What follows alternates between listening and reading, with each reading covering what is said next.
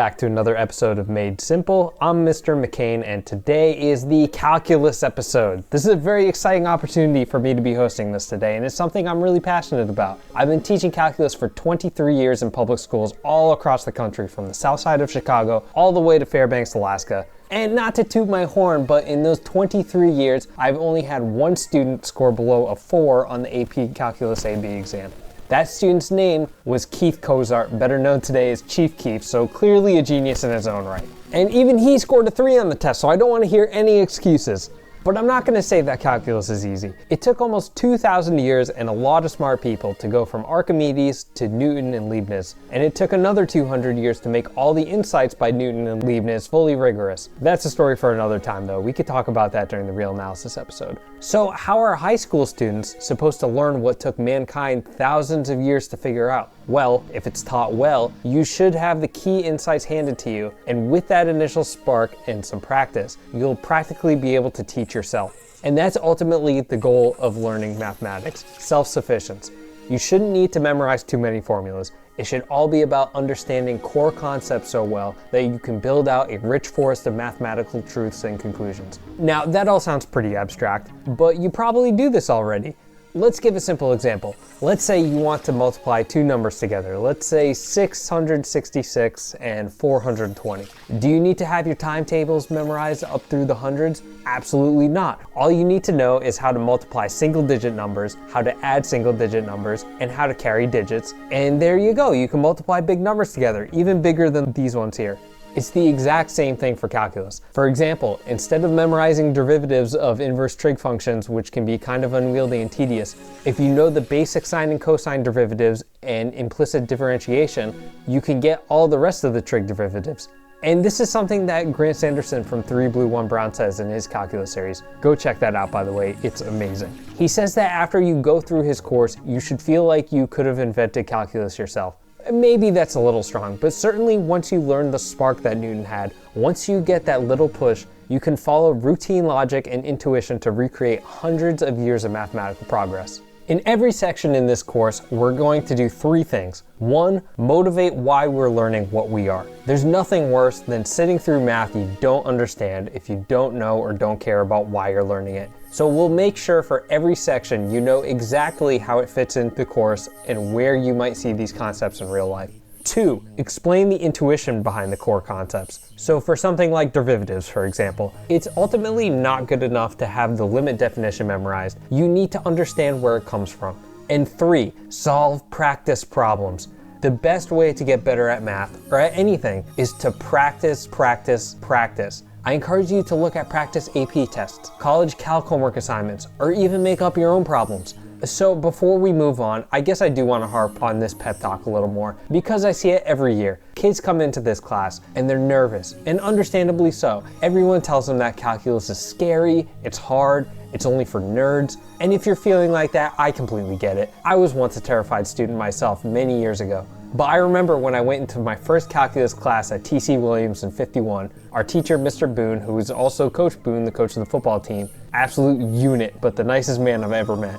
First thing he says is, you get what you work for, not what you wish for. And you know, I didn't have a passion for math until much later, but I did want to do well, and I wanted to go to a good college. And thanks to Mr. Boone, I realized that you get what you put in. If you want to score well on the AP test, it's not a mystery. Put in the work, do the practice problems, read and reread the text, watch all the videos on YouTube you can find, and you'll surprise yourself not only with how well you do, but also how fun it is. Anyway, my producer's telling me I only have a little bit more tape left for this section, but don't worry, we're gonna So first we have to ask some very basic questions, like what are we doing here? What are we going to learn from calculus? What sorts of problems can we solve with calculus that we couldn't solve otherwise? And to those questions, I'd like to raise 2 more. And let's make it fun. My kids love YouTube, so let's talk about some YouTube videos. This right here is How Ridiculous. They're a fun bunch of Irish guys that drop things off of high places. And here is a video of them dropping a bowling ball from over 300 meters up. So here's what I'm going to ask. Let's say we pause a frame from this video and I ask, what is the speed of the bowling ball at this moment in time? Now that seems like kind of a simple question. Maybe if the ball had some kind of speedometer attached to it, you could read the result at that specific moment, but is it really that easy? Think about it. We know speed is distance over time, right? Miles per hour, meters per second, how far you go during a fixed interval of time. I'm sitting down right now, I'm moving 0 miles per hour. I get up and walk across the room 2 meters in 2 seconds. I am walking at 1 meter per second. I run back to my chair a little faster, 2 meters in a half second. I'm moving 4 meters per second. I sprint out the classroom and run 202 meters in 13 seconds. I'm Usain Bolt. I'm running 13 meters per second. But when I ask you what the speed of the bowling ball is at this moment in time, we're kind of at a loss. How far did the bowling ball travel in this fixed moment in time? Well, it didn't travel anywhere. Time stood still. That's not helpful though. We know it's in motion. If I played the video, we'd see it hurtled toward the ground. But what is the speed at this moment? I don't know, something to think about. Okay, so that's the first question. Let's ask another question. Let's head over to another YouTube channel, this time Badlands Chugs. This fella has quite the appetite. He drinks obscene quantities of soda and his burps sound like they belong on the Richter scale. Honestly, that's terrifying. Sometimes instead of drinking out of the bottle, he'll use this glass boot that he'll pour soda into before chugging it. Kind of a neat little object, reminds me of the jackasses at Fiji that wouldn't shower after parties. By the way, for all the high school students here, the legal age for alcohol consumption in the United States is 30, and I'm here to tell you from experience, it's not worth drinking in high school. Nothing good ever comes of it. Anyways, this boot, fascinating object. Suppose we want to know how much soda it can hold. Now you can be like Badlands, the modern day Archimedes, and pour fluid into the boot from a measured container. So here he pours 5 22-ounce soda cans into each boot and seems to fill it up to the brim, so about 156 fluid ounces. But let's say you couldn't do that. Let's say I give you a mathematical equation describing the shape of the boot, just the outside. Could you go from that description to being able to find the volume? But that sounds so hard compared to measuring the volume of like a cube or a pyramid or a cylinder. How are you supposed to find the volume of something as complicated as a boot? So these two questions might seem unrelated, but they are in fact the foundation of calculus. Finding the speed of an object, finding the instantaneous change of a function. That's called the derivative.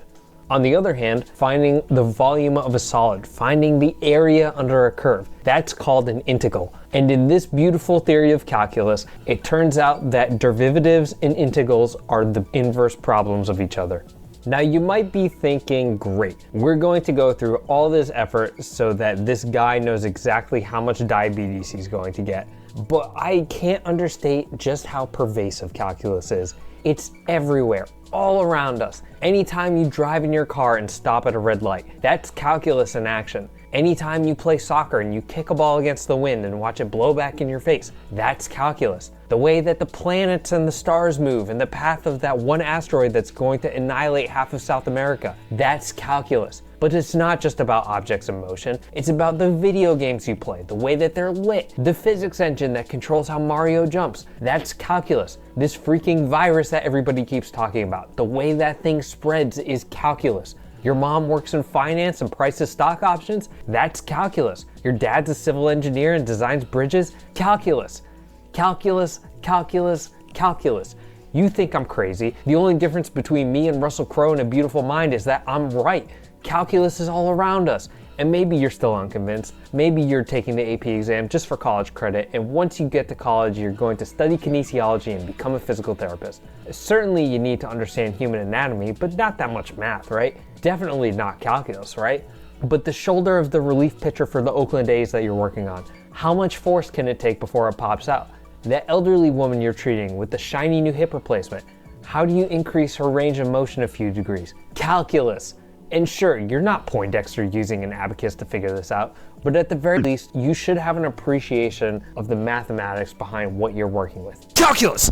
So where do we go from here? We have these two things, derivatives and integrals, that we've asserted are important, but what are they? How do we compute them? How do we apply them to real life problems? Well, first we need to flesh out a concept that ties this all together. A concept so small that it might be zero, but not quite. A concept so big that it could be infinite, but not quite. Of course, I'm talking about...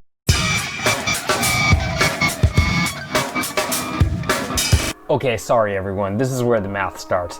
So like the previous section, I'm going to start out by posing some questions. Some of them are going to have obvious answers, some of them are going to be a little more tricky. And we're going to start by throwing out some functions. First, let's look at the function g of y equals y.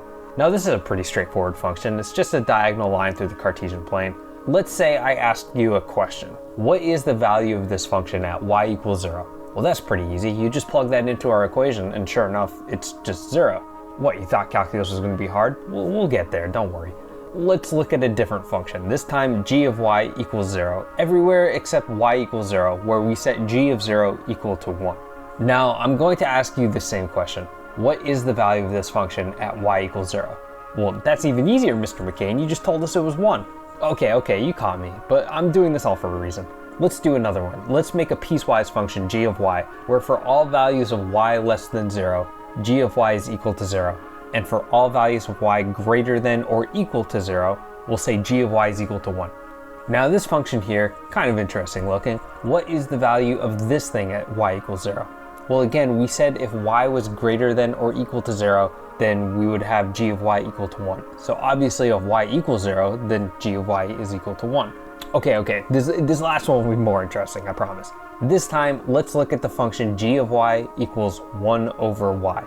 Now this is certainly more interesting. When y is positive, g of y is also positive, and when y gets really big, g of y looks like it gets kind of small. When y gets small close to 0 though, g of y gets really big until when y becomes negative, g of y turns into a really big negative number and is kind of symmetric. So now I'm going to ask the same question again. What is the value of g of y at y equals 0? Not so easy, is it? You might think, oh, it's infinity. 0 goes into 1 infinitely many times. And okay, that's one possible answer, but let me ask you, is infinity positive or negative? Better yet, here's a scary question. What even is infinity? Not so confident now, huh? It doesn't feel too good to answer a math question with something you haven't really defined. I am behind the stars. I am in the ocean. I am in the air. I am everywhere. But still, you can never reach me. Who am I? Okay, now that episode of Star Trek is over, what was the point of all that? Well, the last 3 functions we talked about have examples of what we call discontinuities. Remember, you probably learned that a continuous function is one that you can draw without picking the pencil off the paper, right? For our purposes, that's a good enough definition, and clearly that does not hold in any of these cases. For the one on the left, I would need to lift my pencil from the y-axis to get to the dot at g of 0 equals 1. Similarly, for the next one, once we cross the z-axis, I would need to lift my pencil to jump from z equals 0 to z equals 1. And for the last one, no, you're not doing that in one trace. You could try, but it's not going to happen. So each of these functions has a discontinuity at y equals 0. This first one, where a single point has been removed from the main line g of y equals 0, we fittingly call this a removable discontinuity. The second one, where I said we would need to jump from z equals 0 to z equals 1, we call this a jump discontinuity. And this last one, we're calling an infinite discontinuity. Now these aren't the only kinds of discontinuities. Mathematicians can cook up some crazy ones like this, or even this thing. But the 3 that we just talked about, removable, jump, and infinite, are going to be the most important for us. Let's look at one last example. Let's draw the function g of y equals sine of y over y. Looks something like this. Now there's nothing too unusual looking about this function, but what if I asked you to compute g of 0?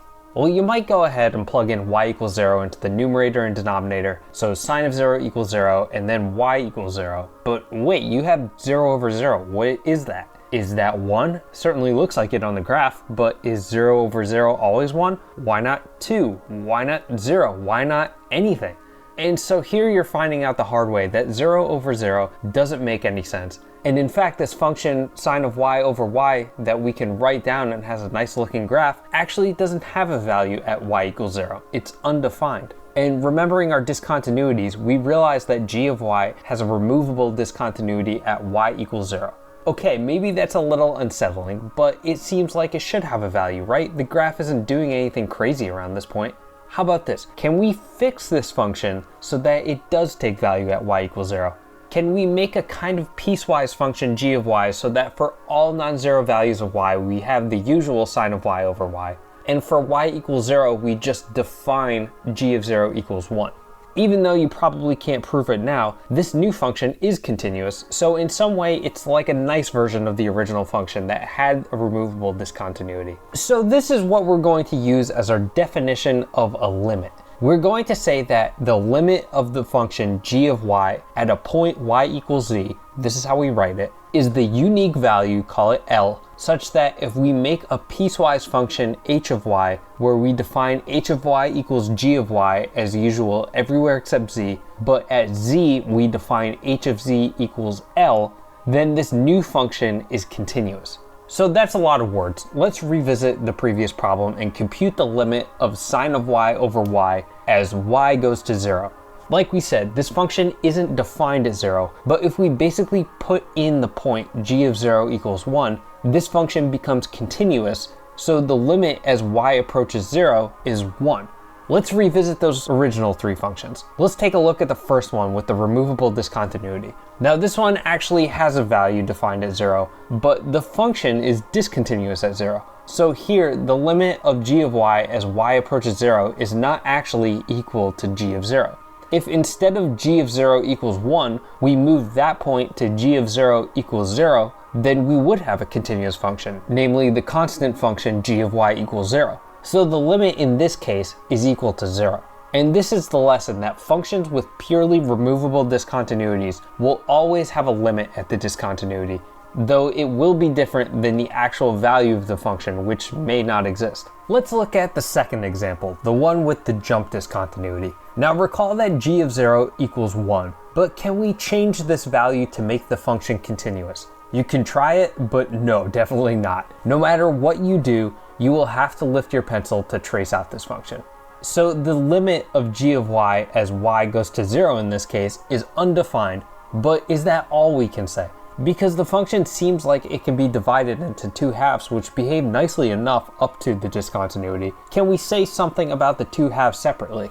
Well, it turns out we can by defining a one-sided limit, and it's basically what you expect. We'll say that the limit of g of y at y equals z from the right, which we write like this, is the unique value L such that the piecewise function h of y taking value g of y for all y strictly greater than z and h of z equals L is continuous at the endpoint z. And we can do something similar to define a limit from the left. So with this machinery, we see that the limit of this jump discontinuity function g of y at y equals 0 from the right is 1. Basically, we can trace our pencil up to the discontinuity. And we can do the same thing to show that the limit from the left is 0. So this is important to bring up. If a function has two one-sided limits at a point that are equal to each other, then the function has a limit at that point. If the one-sided limits are not equal, then you're out of luck. The function doesn't have a limit. And that brings us to the last example with the infinite discontinuity. Now, much like the jump discontinuity, this function clearly does not have a limit at y equals 0. There's no way possible that you can trace the function across the discontinuity. But unlike the jump discontinuity, this function has no one-sided limits at the discontinuity either. If we trace from the right approaching y equals 0, the graph continues to rise and won't converge to any possible fixed outcome. Same on the left. Now, I can already hear your protests that this function does have legitimate one-sided limits and that the right-hand limit is plus infinity and the left-hand limit is minus infinity. Well, in the AP calculus world, we don't really define what this means, so we content ourselves with just saying these limits are unbounded, or at least don't exist in a comfortable finite sense. Keep in mind though that these one-sided limits are most definitely different than the two-sided limit because the function blows up in different directions as y approaches 0. But because we're being very loose with our definitions, I'm going to be equally loose and group these all together in a limit does not exist for our purposes category. So if you want to think of these three cases in a hierarchy from good limit behavior to bad limit behavior, you have the removable discontinuity that has a two-sided limit as the best case, the jump discontinuity with no two-sided limit but one-sided limits as the next best case, and the worst case is the infinite discontinuity with no two-sided or one-sided limits. Now, we won't be needing this next concept too much, but when we're talking about limits, we should bring it up. In the previous examples, we were talking about taking a limit of a function as the input y approaches a fixed constant value. But we can take a different kind of limit where we let the input y tend to infinity. Otherwise, what value does the function tend to as the input gets really big? Now, I just made a stink about how we're being careful not to talk about infinities, especially when we haven't defined what that means. But think of this as an illustrative discussion. Again, I'm going to be really imprecise about this, but typically you'll run into three kinds of behaviors that are represented by the graphs here. On the left, you have g of y equals y. So as y gets big, the function g of y gets equally big, so we will say that this limit is unbounded. Now, the middle example, we have g of y equals 1 over y. In this case, we see that as y gets large, the function g of y becomes very small, close to 0. It never actually reaches 0, but in a loose sense, it gets as close as possible. Therefore, we define this limit as being equal to 0. Now, in the final case, we consider this function here, g of y equals sine of y. Now, we know that this function has output varying between -1 and 1, and that it goes on forever like this. So as y gets big, g of y does not converge to any one value between -1 and 1. So we say that this limit is undefined. Again, we won't have to deal with these kinds of limits under larger inputs, but it's good to know. Now, these examples are basically the simplest versions that I could cook up, and you're probably going to be interested in taking limits of more complicated functions. Fortunately, there are a lot of times that you can break up expressions and take limits of the constituent pieces separately and then combine them back together. So for instance, let's say you have two functions g of y and h of y, and their limits as y approaches z are respectively big G and big H. And really important, they need to be finite. They need to be finite. Then things work out as you expect. For instance, the limit of g of y plus h of y as y approaches z is just big G plus big H. And the limit of g of y times h of y is just big G times big H. Now, if we have the extra condition that the limit of h of y is not equal to 0, then the limit of g of y divided by h of y is, you guessed it, big G over big H. Now, like I said, these things only work if the limits of the individual pieces are finite. If one or both of them are undefined, then this breaks down. For instance, suppose g of y equals 1 over y and h of y equals y minus 1 over y. Then both of these limits as y goes to 0 are undefined, but the sum satisfies g of y plus h of y equals 1, which clearly does have a limit as y approaches 0. Similarly, let g of y equal 1 over y, but h of y equal y. Then like before, the limit of g of y as y approaches 0 is undefined, but the limit of h of y as y approaches 0 is 0, and their product g of y times h of y is just 1. So the limit of the product as y approaches 0 is also 1. Now for the quotient, suppose g of y equals y and h of y equals 2y. Then both of these functions limit to 0 as y approaches 0, so their quotient at 0 has the form 0 over 0, which we call indeterminate. In this case, the function g of y over h of y is well defined as 1 over 2 everywhere else, so the limit is 1 over 2. These indeterminate limits are crucial to the central tenets of calculus. Okay, so let's take a look at some practice problems. I've picked these out to illustrate the main concepts from this section, but they also have a little bit of trickery that's typical on AP exam problems. So hopefully this gives you an idea of what sort of roadblocks might come up. Okay, so this first one, we want to take the limit of the function 3y squared minus 4y plus 1 as y approaches 2.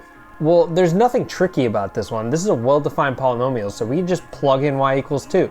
2 squared equals 4, so we have 3 times 4 minus 4 times 2 plus 1. So that's just 15 minus 11 plus 1 equal to 5. And sometimes they really are that simple. Sure enough, if you plug this into a graphing calculator, this lines up with what we expect. By the way, I do want to take a second to talk about graphing calculators. So in the AP exam, obviously you're limited with what kinds of calculators you're allowed to use. Typically students will have a TI-84. Now, if this were the real world, I would strongly encourage all of you to check out Desmos. It's a free web-based graphing calculator that has a ton of features and is honestly one of the best websites I've had the pleasure of using. Unfortunately, we're not in the real world, we're in AP Calc world, so please, please, please use your test permitted calculator with these problems. It sucks, but you need to get familiar with the technology so that you're not caught off guard on test day. Also, believe it or not, most of the questions on the AP exam are designed to not necessitate the use of a calculator. So I would encourage you to treat the calculator as a last resort and not as a crutch that you don't necessarily need.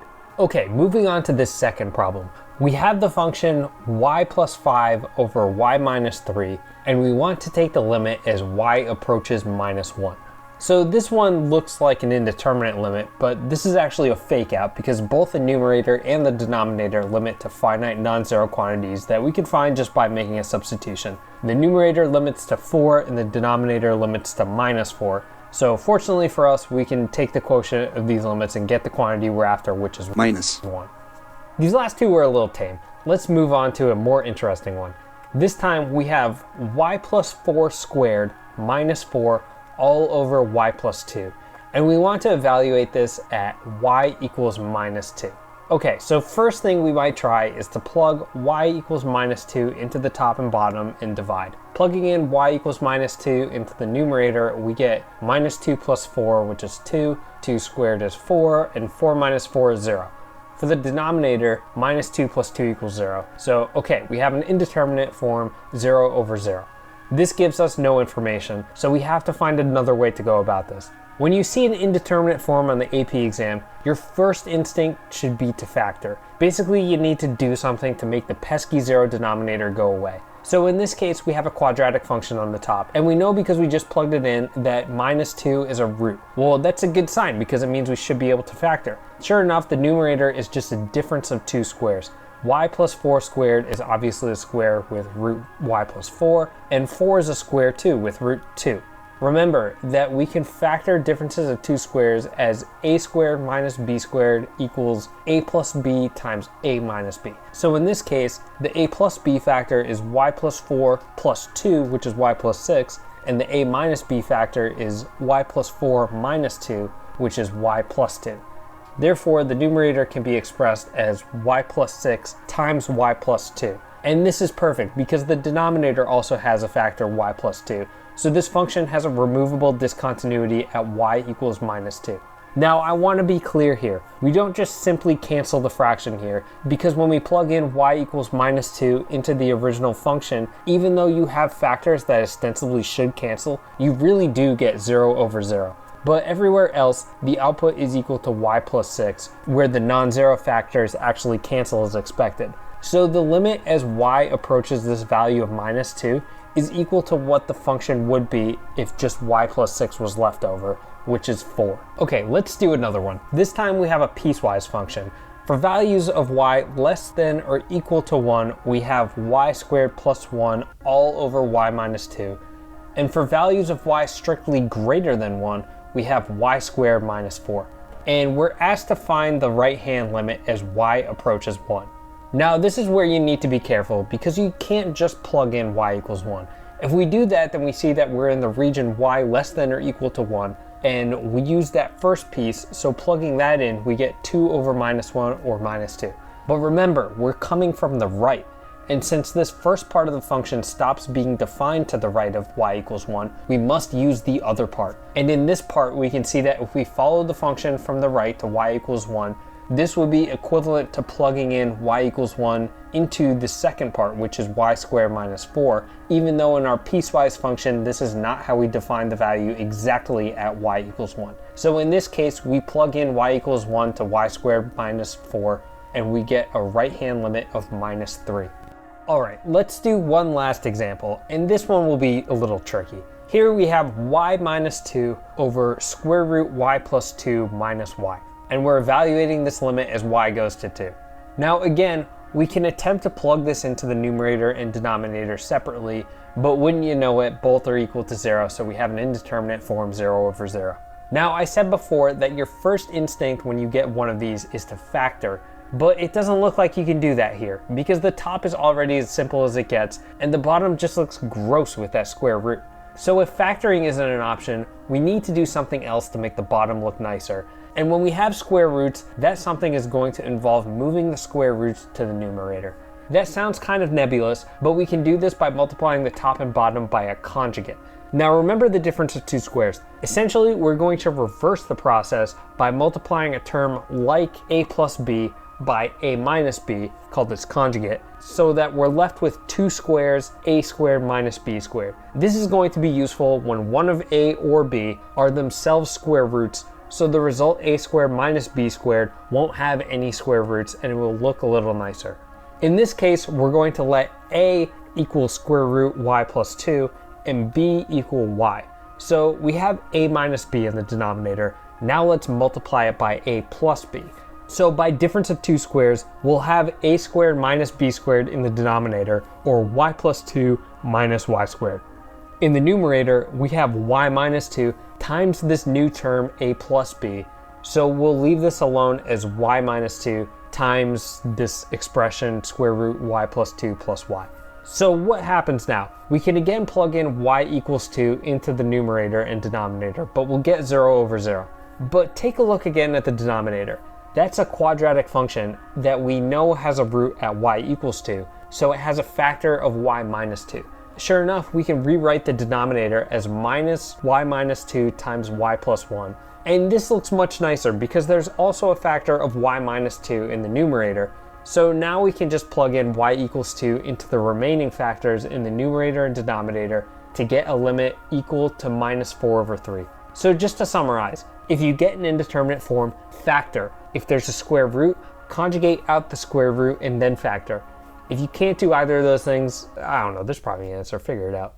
I want to end this section with a little bit of a disclaimer. We just talked about limits, did a bunch of problems, but do we really know what a limit is? If you go back, I said that the limit was a value that if you plug into the function at the point, it makes the function continuous. But do we really know what continuous means?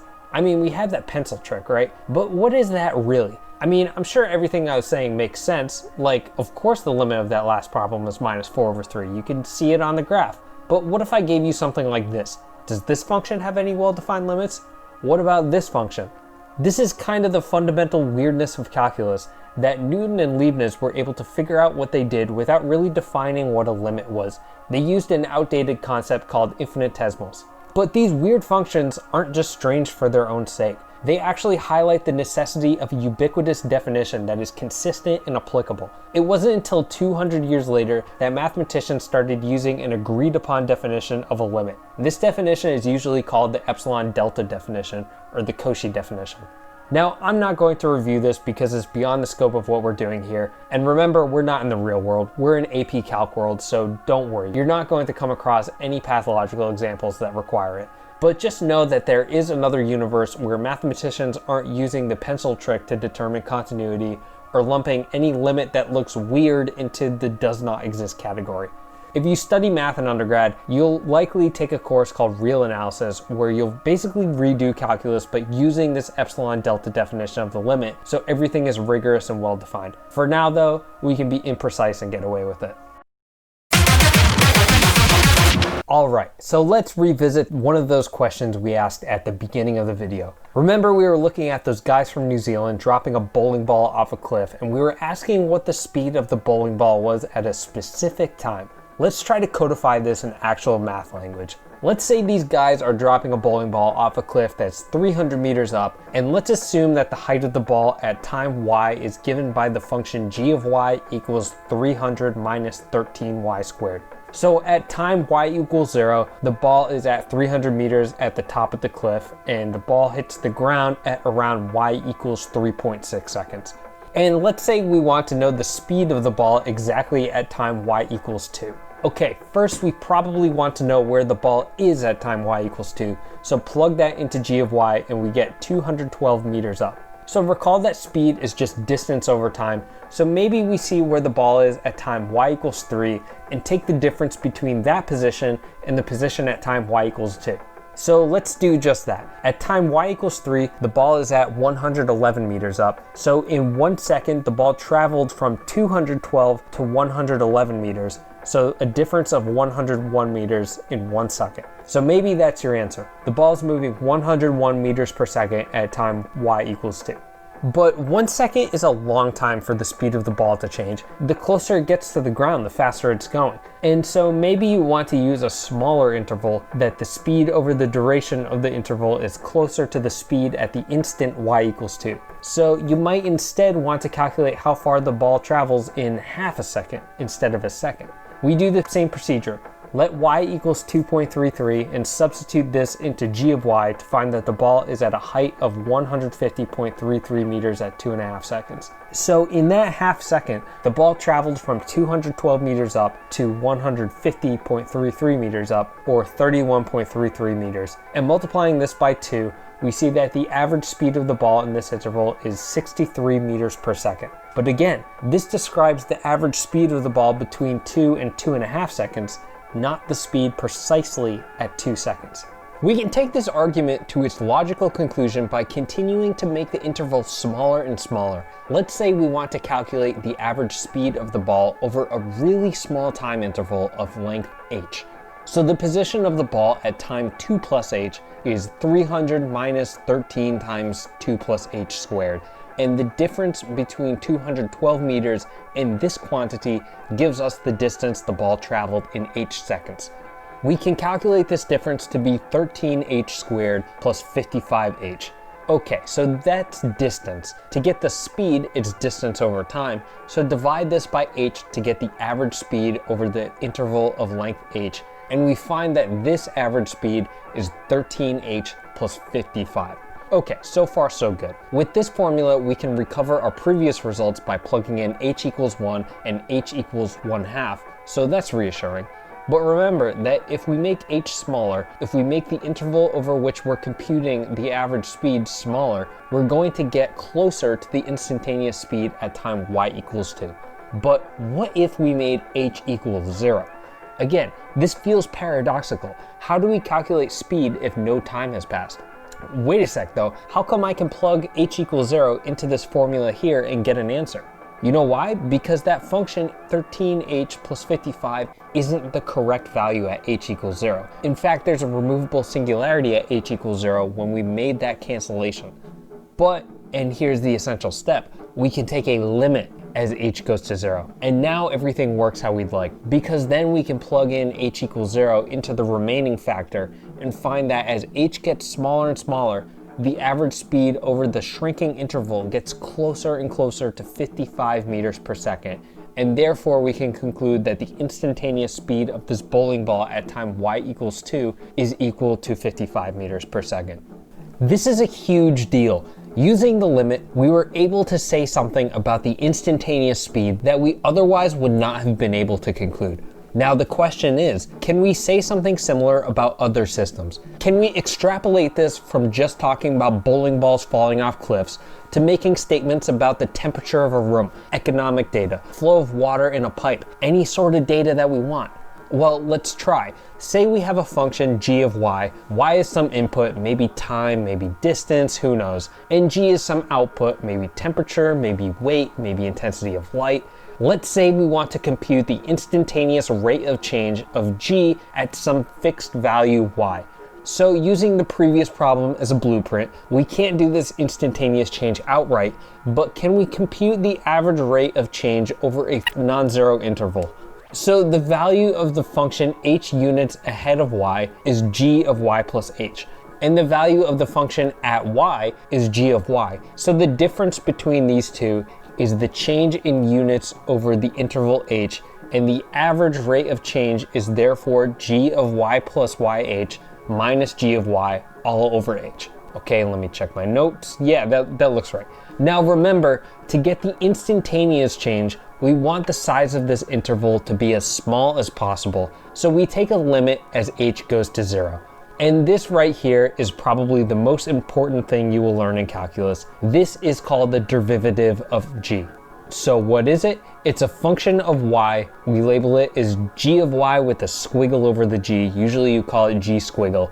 And it expresses the instantaneous rate of change of g at some input y.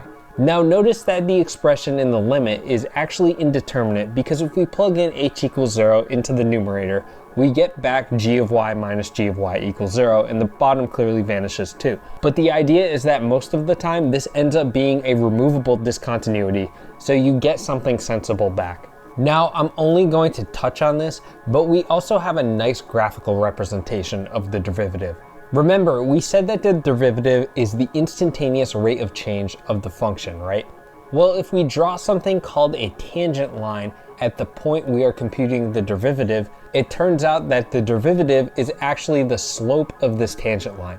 This is a useful visual trick that makes this a little more tangible, and we'll use this in a little bit. Okay, so this is nice and all, but maybe you want to get a little more hands-on. Maybe you want to see some examples. All right, I see you. Let's start with an easy one. Let's say g of y equals some constant c. Let's plug this into our definition and see what we get.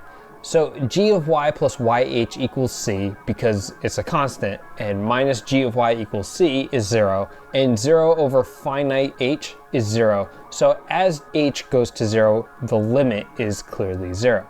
So this was boring, but good because it tells us that the instantaneous change in a constant function is 0. Basically, there's no change. All right, good. What else? Let's say g of y equals y. Pretty simple. Let's plug this in. So g of y plus yh equals y plus yh. Minus g of y equals y is just yh, and divided by h gives y. So the limit as h approaches 0 is just y. So in this case, g squiggle is y. Again, pretty boring, but what if we did this to g of y equals y squared? Then plugging this into the formula, we have g of y plus yh equals y plus yh squared, and that's equal to y squared plus 2y squared h plus y squared h squared, minus g of y equals yh, and that's 2y squared h plus y squared h squared. And this all divided by h gives us 2y squared plus y squared h.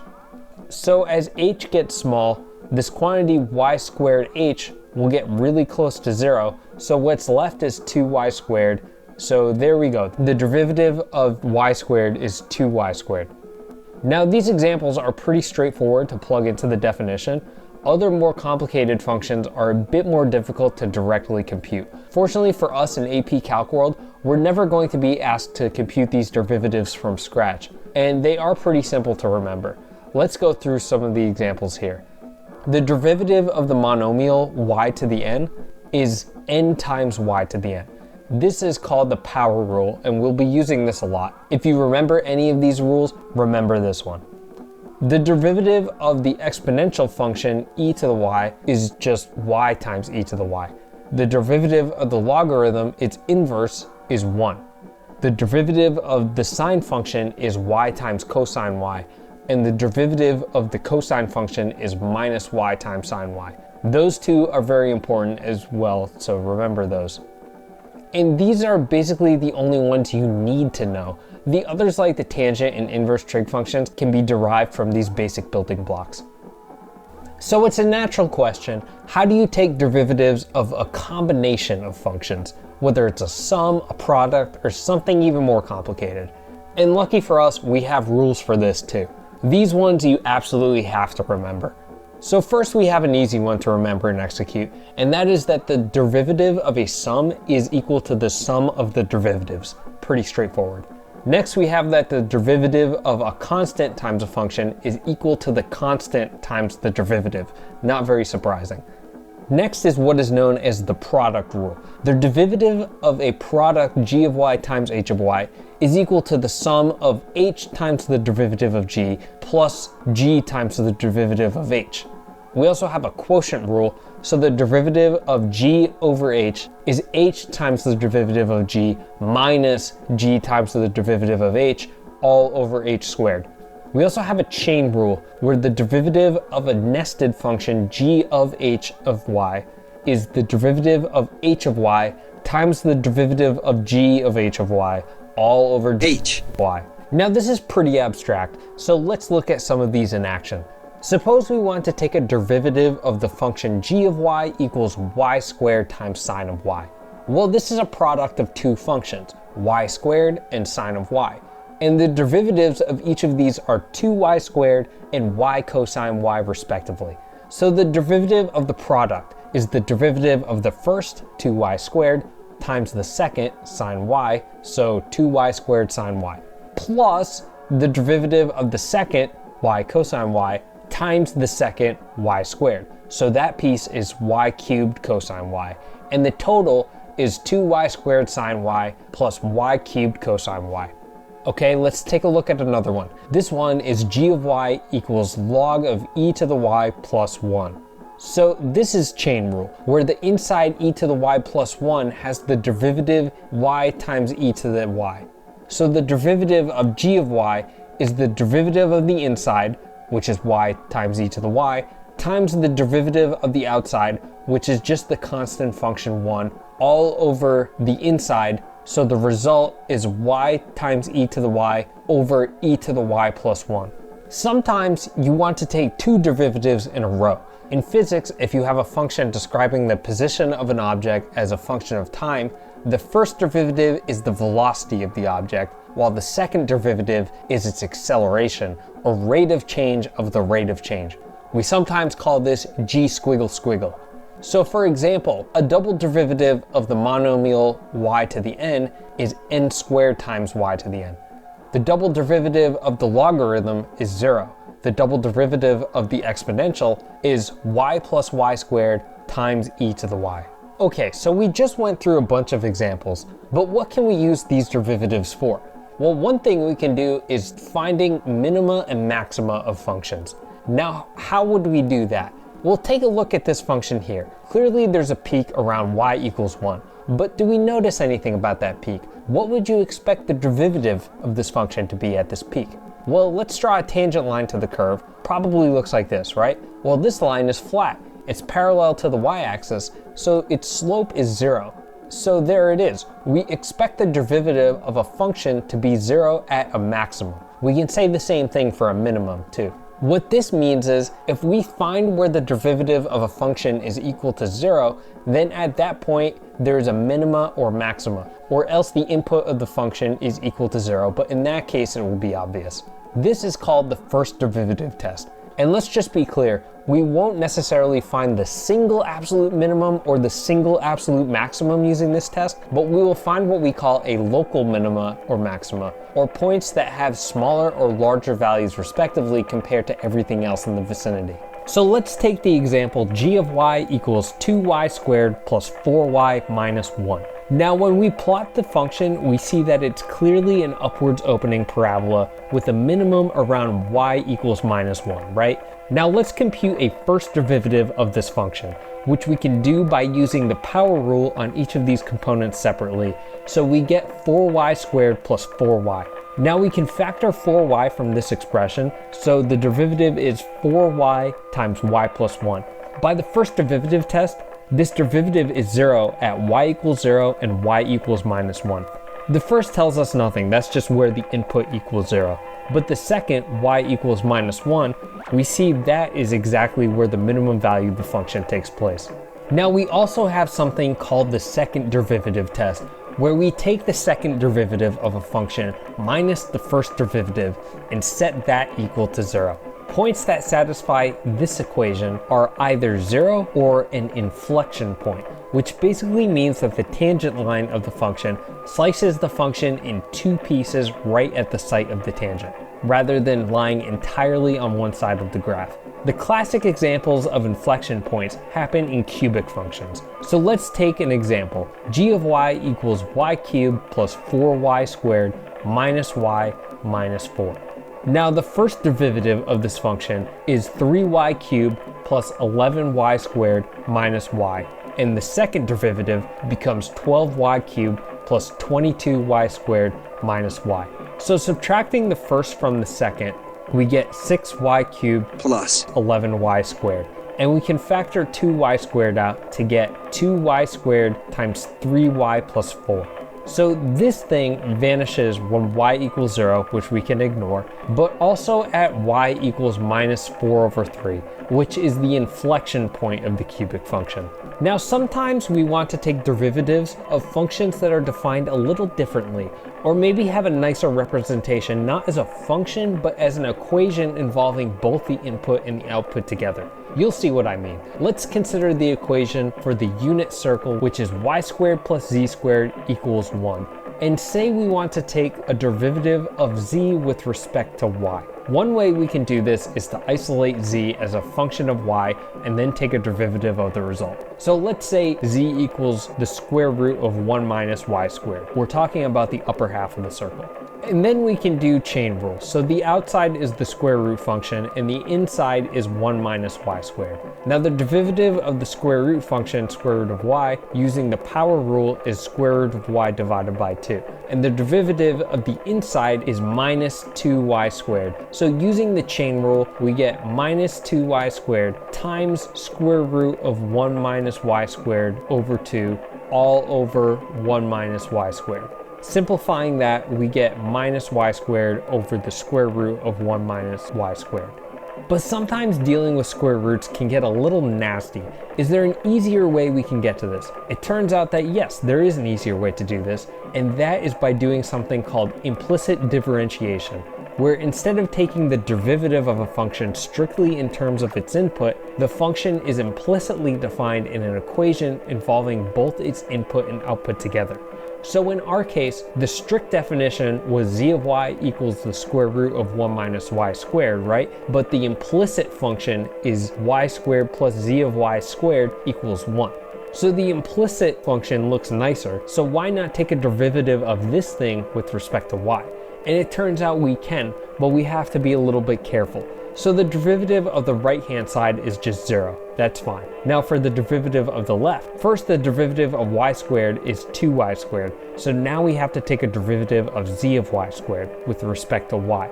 But this is just chain rule, where the outer function is the square function, but the inner function is the implicit function z of y. So it becomes the derivative of the outer, so 2z of y squared, times the derivative of the inside, z squiggle, all over the inside, which is z of y.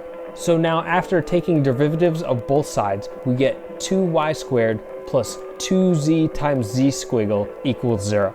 And this is nice because we can isolate z squiggle with easy algebra to get z squiggle equals minus y squared over z.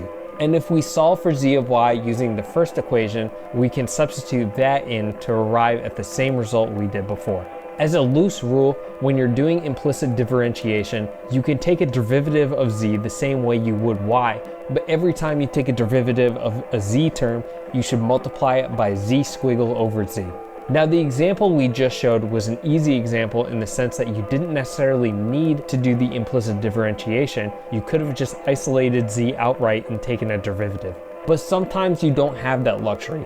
Let's say you have a nasty looking implicit equation, something like z cubed plus y cubed z minus 5z squared plus y plus 4 equals 0. And we can compute that at y equals 0, there are 3 values of z that satisfy this equation, one of these being z equals 1. Let's say we want to find the derivative of this curve with respect to y at the point 0, 1. Now this time we can't isolate z because it's cubic, so we have to rely on implicit differentiation. So the first term z cubed turns into 3z squared times z squiggled over z, so that's 3z squared z squiggle. The second term we use a product rule, so it's z times the derivative of y cubed, which is 3y cubed, plus y cubed times the derivative of z, which is just z squiggle.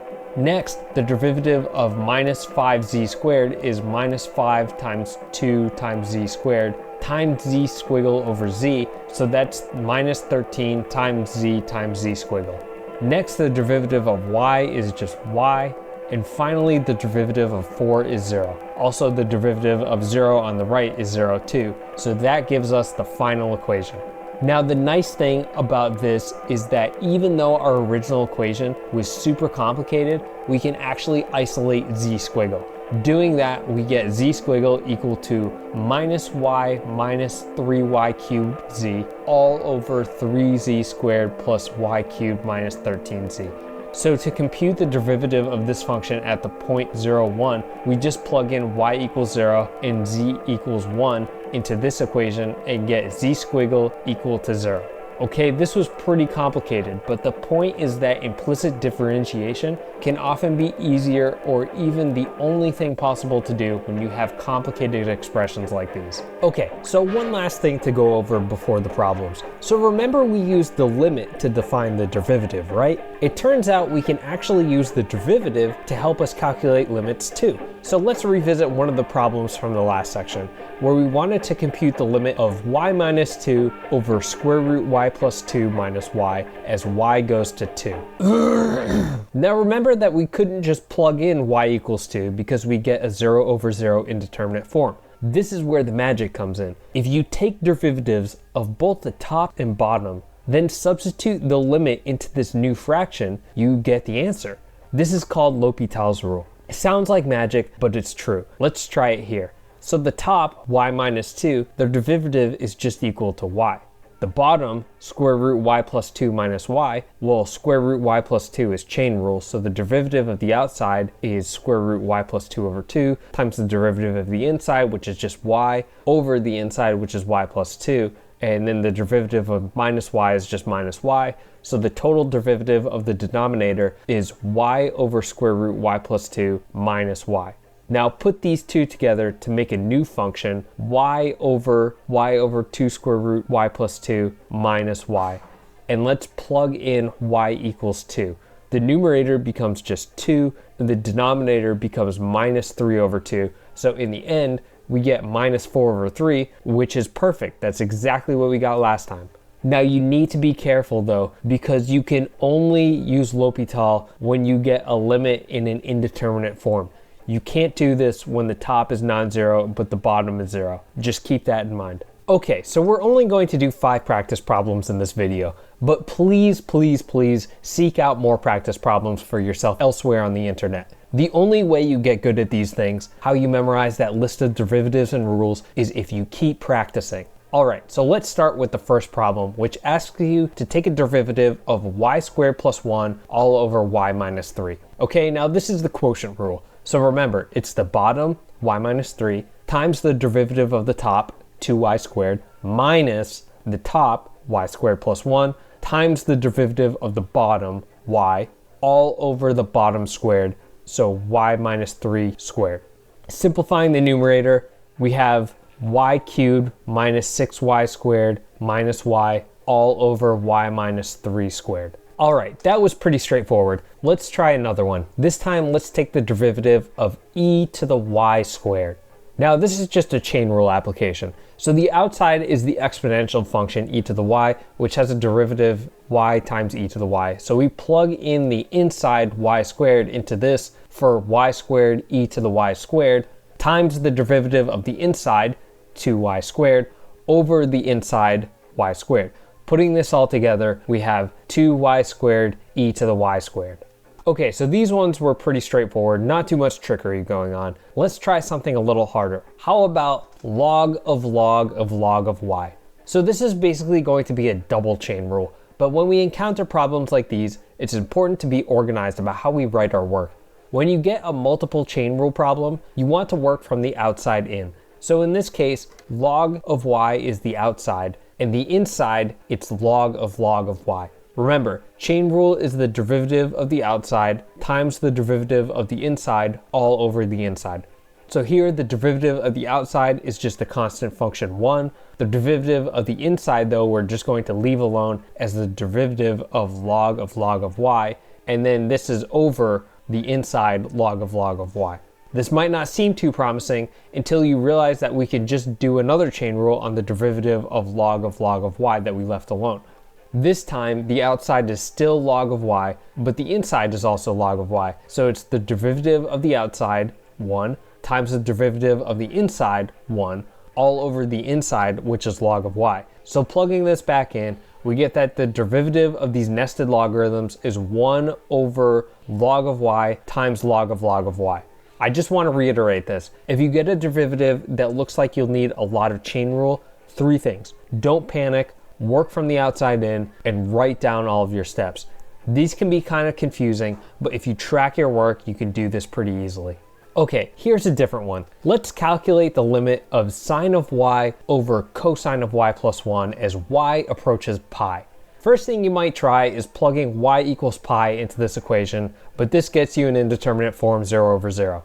But now we have a trick up our sleeve. We can use L'Hopital's formula. So we take the derivative of the numerator, which is y times cosine of y, and the derivative of the denominator, which is minus y times sine of y. Now put these together in a fraction and plug in y equals pi. The top now becomes pi and the bottom becomes 0. So we're left with pi over 0. But that doesn't look very nice. Well, it's not supposed to because the limit actually does not exist. That's what I wanted to illustrate with this exercise, that the indeterminate form 0 over 0 doesn't always resolve to a finite quantity. Sometimes using L'Hopital's gets you something like a finite number over 0. Sometimes it gets you another indeterminate 0 over 0. It all depends. One last problem. Let's take the derivative of the inverse tangent of y. I love this problem because it ties together so many concepts from this section. Now, this is something that a lot of calc books will list as something for you to memorize. I personally don't like this for a couple of reasons. First, I'll admit I suck at memorizing the trig and inverse trig derivative identities aside from the sine and cosine ones, which you actually need. But I find it much more valuable and insightful to be able to derive these from first principles rather than having to memorize whether you got the plus or minus sign right in a complicated expression. If you are able to derive this on your own, then you are prepared to tackle a lot of hard problems on the AP exam. Okay, so first let's write z equals inverse tangent of y, and remember we want to take a derivative of z with respect to y. Now this doesn't seem too helpful for us because we still have to deal with the inverse tangent, but rather than deriving it directly, what if we applied tangent to both sides? That way on the left we have tangent of z, and on the right, we have tangent of inverse tangent of y, which is just y. Okay, this looks a little better. Now we can use implicit differentiation on tan of z. But I didn't give you that formula either. No matter, remember that tan is just sine over cosine. Those two derivatives I did give you, and you also know the quotient rule, so we're in business. So remember, the derivative of the quotient sine of z over cosine of z is the bottom cosine of z times the derivative of the top, which is z times cosine of z. And then because it's an implicit derivative with respect to y, there's an additional factor of z squiggle over z minus the top sine of z times the derivative of the bottom minus z times sine of z times z squiggle over z, all over cosine z squared. Simplifying this using the trig identity sine squared plus cosine squared equals 1, we have that the derivative of tan of z is z squiggle over cosine z squared. And on the right side, we have the derivative of y is just y. Okay, so we can isolate z squiggle to get that z squiggle is equal to y times cosine of z squared. But remember that z equals inverse tangent of y, so now as a function purely of y, we have that z squiggle is equal to y times cosine of inverse tangent y squared. But we can actually simplify that trig expression even further. So let's start out by drawing a right triangle. Probably a good idea. Anytime you're working with trig functions, there's a triangle hidden somewhere. Okay, so we have this triangle and we're interested in the cosine of an angle inverse tangent of y. Remember, you take trig functions of angles to get sides. You take inverse trig functions of sides to get angles. So we have this angle, inverse tangent of y. What do we know about the sides of this triangle? Well, we know that the tangent of this angle is y. How do we know? Because the tangent of the inverse tangent of y is just y.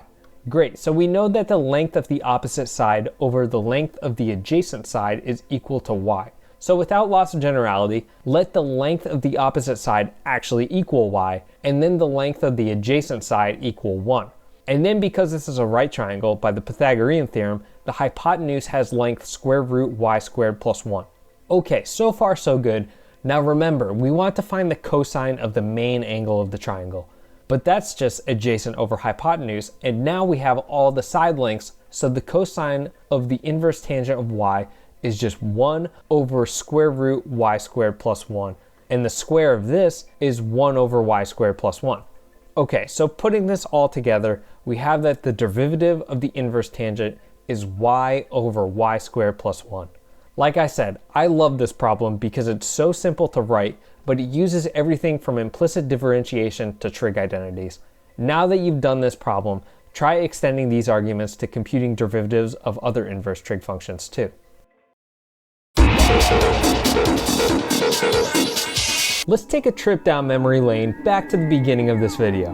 I gave 2 example problems that would motivate the content in this course. The first was those guys from Northern Ireland dropping a bowling ball off a cliff. The second was the real-life Kirby drinking copious amounts of fluid out of a glass boot. And I asked the question, how would you find the volume of that thing? Now, one way you could do it would be to use the Archimedean method of pouring fluid from a container of known marked volume until it reaches the top. But let's say we don't have that method. What if we have a bunch of marbles that are 4 inches diameter and say we fill the boot with 13 marbles? Who knows? Then remember from geometry that the volume of a sphere with radius r is 4/3 pi r cubed. So each one of our marbles has volume 35.34 cubic inches, and multiply that by 13 gives us an estimate of the volume of the boot, which is about 656.05 cubic inches. But there's probably a lot of empty space in that boot. Maybe if we use smaller marbles, we'd be able to fill more of that space and get a better estimate. So let's try that. Say we have a bunch of 2-inch diameter marbles, and this time we can fit 231 of these balls in the boot. Then each of these balls has volume 4.12 cubic inches, so multiplying that by 231, we have filled 1,315.44 cubic inches of the boot, so that's our new estimate. And so you might be thinking, what if we keep using smaller and smaller marbles to fill this boot? Won't we get a more and more accurate representation of the volume of the boot? And basically, yes, that's the idea. So let's port this over to a more general setting that's going to be more applicable to us. Let's say we have some curve g of y, and we want to find the area bounded by the z-axis on the left, the y-axis below, a vertical line at position y on the right, and the curve g of y above. We represent this area as a function of the right boundary positions y, so we write this area as a of y. We don't know much about this area function a of y from the outset, but let's talk about how we might be able to compute it. Remember in the boot example, we talked about using fixed units of volume that we do know to fill the space, and then making those units smaller and smaller. So in the case of this region, one thing we might try to use is rectangles, right? So we maybe can draw 10 rectangles that fill the space, something like this. And then we know the area of these rectangles. The width is y over 10 because there are 10 of them, but the height of each is f of y times n minus 1 over 10, where n corresponds to the nth rectangle. So you can add up the areas of these rectangles to get an approximation of the area under the curve. But this is a pretty coarse approximation. I mean, you have some area that isn't covered that you'd like to be, and then there's other area that is covered that you don't want. Maybe if we use thinner rectangles, we would get a better approximation. So instead of using 10 rectangles, you could use 20 and repeat the process. And maybe 20 isn't enough, so you keep using thinner and thinner rectangles. But like in the derivative motivation, we want these rectangles to be absolutely as thin as possible. So what if we took a limit as the width of these rectangles goes to 0? This limit we take as the definition of the integral of a function g. Now, unlike in the previous section, we still haven't really given a written definition of what this integral thing is, only how you might get it. But consider this illustration. Suppose you have a of y, right? This is the area of this region under the curve up to some vertical line at position y. Now, what if we consider the function a of y plus yh, or the area of the region now up to a vertical line at position y plus h? The difference between a of y plus yh and a of y is this little sliver of area right here. And the beautiful thing is that as this sliver gets smaller and smaller, as we make h smaller, this sliver starts to look more and more like a rectangle. Now, what is the area of this rectangle? Well, the width is h clearly, but the height is approximately the value of the function at y, so g of y. So this gives us the equation a of y plus yh minus a of y is approximated by h times g of y. Now let's divide both sides by h. What happens if we take a limit of this as h goes to 0? Now this is extremely hand wavy as I've written it, but since the quantity is approximately g of y for small h, it only makes sense that the limit as h goes to 0 is equal to g of y. But hang on, the left hand side is none other than the definition of the derivative. So there you have it, the fundamental theorem of calculus that the derivative of the integral is equal to the function itself. Otherwise stated, the instantaneous rate of change of the area under the curve of a function is equal to the function itself. This is the most important result of the course because it connects these two concepts, derivatives and integrals, into one very neat and succinct expression. So this is where we begin the work in this section, by considering the integral as like an inverse operation to the derivative. So first we're going to be talking about something called antiderivatives, and they work exactly how you would expect. Let's say you have a function g of y. We're going to say that the antiderivative of g, represented as this squiggly thing on the left, is the function which gives you g back when you take the derivative. So remember, the squiggle on the top means derivative, the squiggle on the left means antiderivative or integral. Also, whenever we do antiderivatives, we always write y squiggle over y at the end as kind of an extra reminder that we're taking an integral. This isn't a meaningless addendum either. We will be paying attention to this in a little bit. Let's look at some examples. Let's take an antiderivative of the constant 1. Well, revisiting our derivative chart, we see that the derivative of log of y is equal to 1. So the antiderivative of 1 is log of y. How about the antiderivative of y? Well, looking at the derivative chart again, remember that the derivative of y is just y. So the antiderivative of y is also y.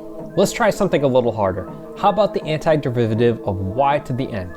Well, recall that the derivative of y to the n was ny to the n. So that means the derivative of y to the n over n is n times y to the n over n, or just y to the n. Therefore, the antiderivative of y to the n is y to the n over n. Okay, now here's an interesting one. The antiderivative of log of y to the n is given by 1 over n plus 1 log of y to the n plus 1. We'll go over how to get this result in the problems. So from the examples I've given you, you might feel a little discouraged because it seems like there's no standard procedure to follow in order to compute the antiderivative. And you would kind of be right. Generally, computing antiderivatives of functions is a lot harder than computing derivatives. For example, even some of the simple functions like the exponential, sine, and cosine don't actually have integrals that are represented by elementary functions, or easy functions that we are typically familiar with. We do have some tricks that help us out though. First, we have some easy formulas that the integral satisfies. For instance, the integral of a sum of two functions is equal to the sum of the integrals of these functions. We also have that the integral of a constant times a function is equal to a constant times the integral of a function. These are pretty nice because if we have a polynomial, for instance, we can break it apart into components and integrate the individual terms separately. Unfortunately, we don't have much else. Like for example, the integral of a product of two functions is definitely not a product of the integrals. For instance, the integral of y squared is y squared over 2, but the square of the integral of y is y squared, not equal to y squared over 2. We do have these other derivative identities, however, that if we're careful, we can actually invert to get integral identities. What do I mean? Well, first take a look at the chain rule. Remember that the derivative of a nested function is the derivative of the outside times the derivative of the inside all over the inside. Now, if we can get our function that we want to integrate to look something like the right-hand side, then the integral is just g of h of y. So, okay, what sorts of situations can we apply this to? This probably is not a very satisfying answer, but it really depends on a kind of subtle pattern recognition. We're going to call this method V substitution, and we'll show in the general case exactly how this should look. So let's say we want to integrate this big thing here. So it's h squiggle of y over h of y times g squiggle of h of y, and then the y squiggle over y at the end. Now, in general, maybe we don't recognize right away that this is just a chain rule, because maybe that h function is really complicated. But what we can do to simplify this problem to make it look better is to represent that gross h of y function as a single variable v. So let's do that. Let's write v equals h of y. Okay, good. So every time we see h of y in this equation, we can substitute a v, so once inside g squiggle and once in the denominator. Great. But we still have y in the integral. It's in the h squiggle at the top and in the terms on the right that I told you we were going to need to pay attention to. Because if we're going to integrate with respect to v, we're going to need a v squiggle over v term at the end, not y squiggle over y. So how do we get this? Well, we take a derivative of the equation v equals h of y. And when we do this, on the left side we get v squiggle, but on the right side we get h squiggle y, and then because of chain rule we add an extra factor of y squiggle over y. And now we can plug this all into the equation. So now we're integrating g squiggle v times v squiggle over v, which is perfect because it's all in terms of v. And now we recognize that the antiderivative of g squiggle of v is obviously just g of v. And substituting in our original equation, v equals h of y, we get that the integral in terms of y is g of h of y as we expect. So there we go. We use v substitution to collect complicated terms and hopefully turn a hard integral into something that's a little easier to digest. And remember, with v substitution, try to work from the inside out. Just a little tip. I'll give an example before we move on. Suppose we want to integrate sine of log of y. Okay, now this looks pretty bad, but let's put that advice into action and work from the inside out. So maybe we want to take the substitution v equals log of y, and then differentiating this, we have v squiggle equal to y squiggle over y. So substituting v's into the integral, we have sine of v now instead of sine of log of y, and then the terms y squiggle over y just get reduced to v squiggle. But we're still missing a 1 over v to combine with the v squiggle to make the integral complete. No matter, we can just multiply top and bottom by v, so the top v gets combined with sine of v, and the bottom v gets combined with v squiggle. Great, now we have a well-defined integral of v times sine of v. But remember, v times sine of v is none other than the derivative of minus cosine of v. And now we plug in our v substitution, v equals log of y, and find that the integral of sine of log of y is minus cosine of log of y. So remember, we got v substitution from basically reversing the chain rule. Are there any other derivative rules that we can reverse to arrive at an integral rule? It turns out yes, there are. In particular, we can reverse the product rule in a method called integration by parts. So how do we do this? Well, first let's write down the product rule again. So the derivative of functions u times v is equal to v times the derivative of u plus u times the derivative of v. Now suppose we want to integrate both sides of this function. Then the left side becomes just u of y times v of y, but the right side has two integrals, one of u squiggle times v and the other of u times v squiggle. Now subtracting the second over to the left hand side, we have the typical form of integration by parts.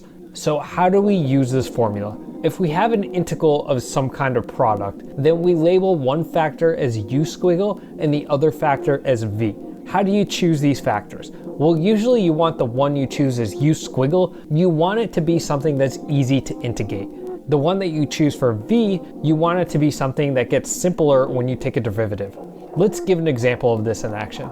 Let's say you want to integrate y squared times sine of y. Now this isn't something we know how to do outright, but can we recognize a factor that we can integrate? How about y times sine of y? We know that the integral of that is minus cosine of y, so good, let's pick u squiggle as y times sine of y times y squiggle over y. Don't forget to include the y squiggle over y term with u squiggle because you're going to integrate u squiggle in a second. So that means that for v, we choose y. So now that we have u squiggle and v, we want to differentiate v and integrate u squiggle. So the derivative of v equals y is just y, but we now have to include the term y squiggle over y. And the integral of u, like we said, is minus cosine of y, without the y squiggle over y term. And I like to do this in a little rectangle here because it makes everything easy to visualize. Okay, so now we have all the terms in place. So the first part of the integration by parts formula is the uv term, which is just minus y cosine of y. This term is not being integrated, so we're all good here. The second part is an integral of u times v squiggle, so we put these together to get minus y times cosine of y, and then the factor of y squiggle over y. But we know this one, this is just minus sine of y. And now we can plug these in. Remember that we're subtracting the integral of uv squiggle, so you need to flip the sign, and now we have minus y cosine of y plus sine of y, and that's it. And remember, you can always check your work by differentiating. That's super important because these integrals are tricky and you might make some mistakes along the way, but you know for sure you're doing it right if you differentiate your answer and you get the expression you integrated back. Now, before we move on to the next topic, I want to clear up one ambiguity. Remember in the section about limits that we defined a limit as the unique quantity that makes a function continuous at a point. And since we define the derivative as a limit, the derivative is also unique. When you take a derivative, you will only get one answer. There's only one tangent line at any point on a function where that limit exists.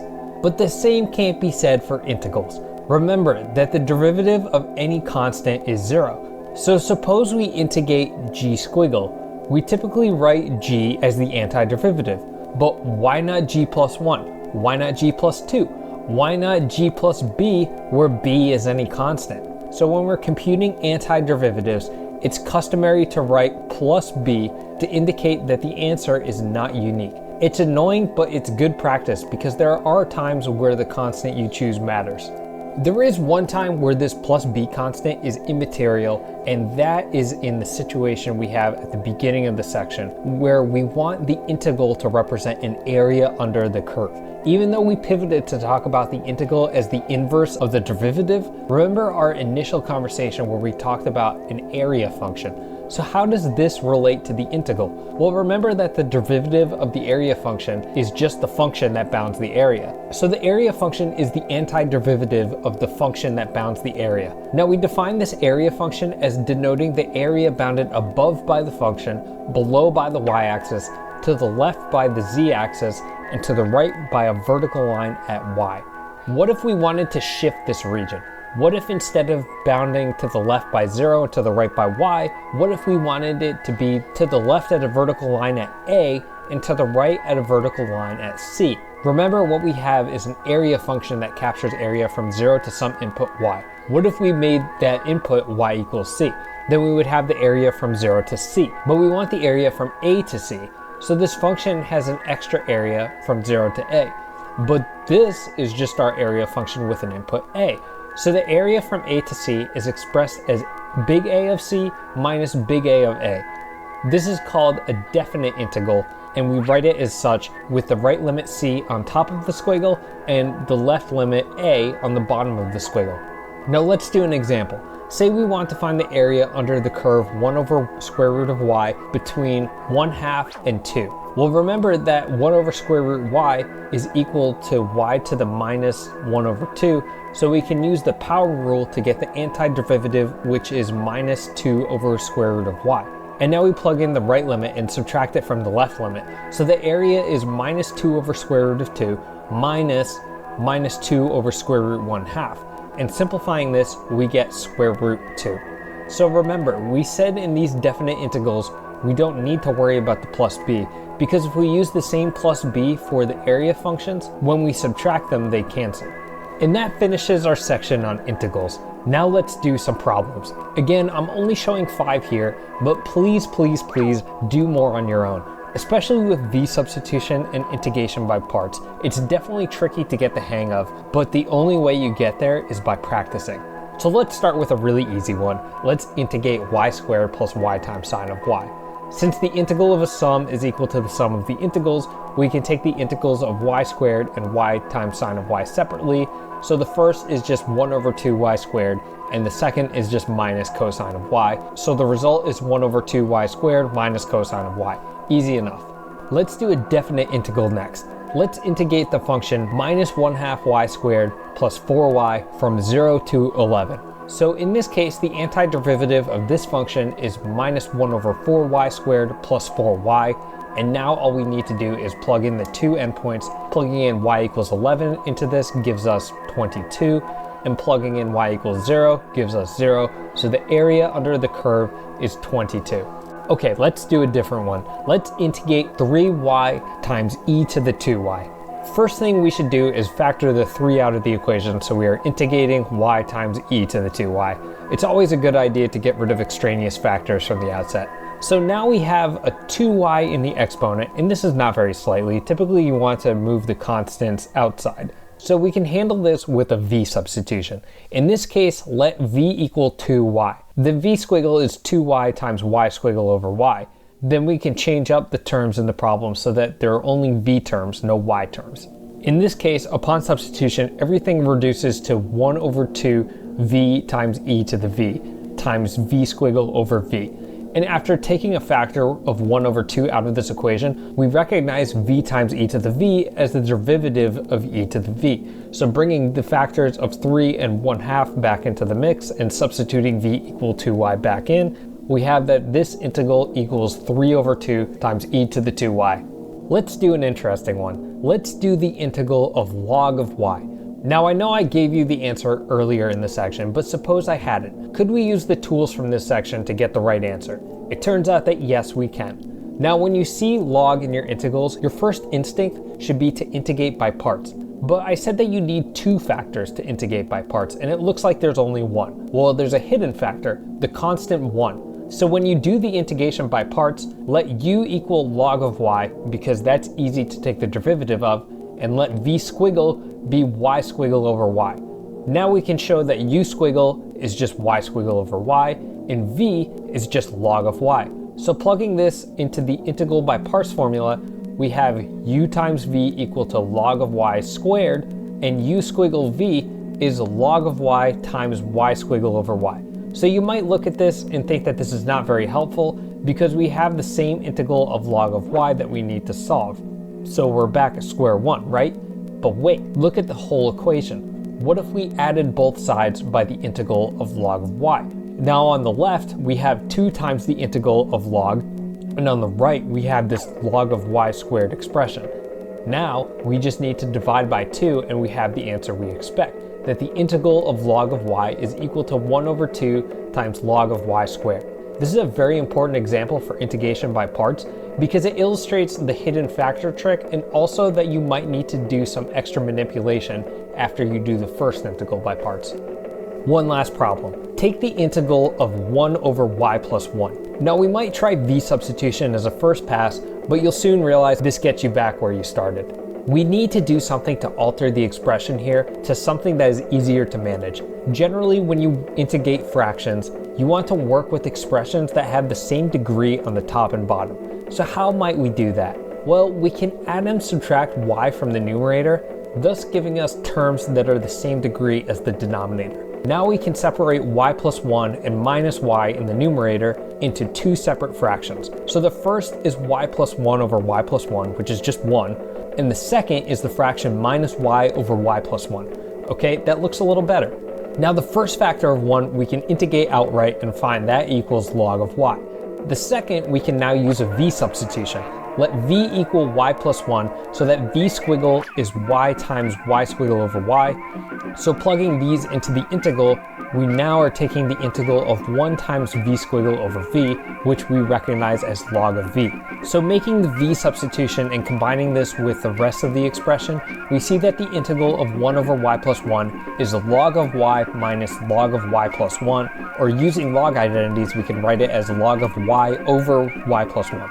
So just to emphasize, if you see a funny looking fraction integral on the AP exam, your best bet is to try to make the degree of the top and bottom equal. So that wraps up the calculus episode of Made Simple. This by no means was meant as a substitute for a complete year of learning calculus, but hopefully you got something out of seeing the material presented again in a different context. So by all means, go and seek out more tutorials like this. Go watch Grant's calculus series over at 3 Blue 1 Brown. It's an absolute work of art. Another guy I like is Black Pen Red Pen. He does all sorts of tricky integrals on his channel and he's super meticulous about showing his work. But I can't stress enough, you gotta do practice problems to get better at this stuff, especially the integration. Even though it seems like there are all different kinds of integrals on the AP exam that use all sorts of different methods to solve, it's really not like that. There's a big bag of tricks that you need, but it's finite. So if you do enough practice problems, like I'm serious, do hundreds of practice problems, eventually you'll exhaust that bag of tricks and know everything they can throw at you. So thanks everyone for watching. Be sure to rate this video 5 stars and check out our IRC channel where we talk about which characters from PBS cartoons could use homeopathic remedies to cure their rosacea. Here's our favorite comment from our last video. I'm Mr. McCain and this was Made Simple.